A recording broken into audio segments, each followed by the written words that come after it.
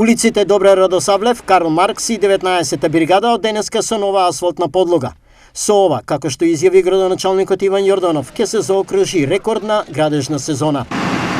Повеќе од 2 милиони денари се обезбедени од буџетот на општина Штип за асфалтирање на овие краци од улици. Претходно се работеше на промена на одредена подземна инфраструктура која што со годините наназад била нотирана како потреба за промена.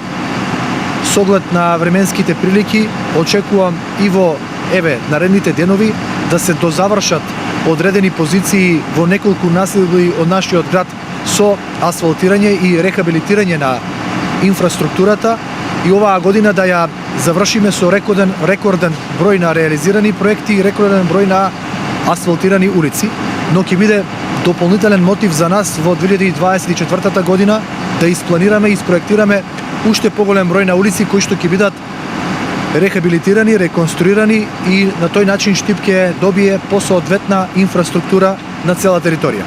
Граѓаните кои со години чекаа нивните улици да се рехабилитираат, конечно ја дочекаа нивната реализација. Фала им сега што го направија.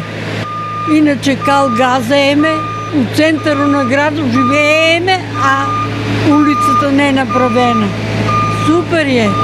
Браво за градоначалникот, посветува внимание на сите у градов. Да, требаше да се реновира. Одамна стара улицата и беше ископана, али се многу задоволни. Немам забелешка за градоначалникот.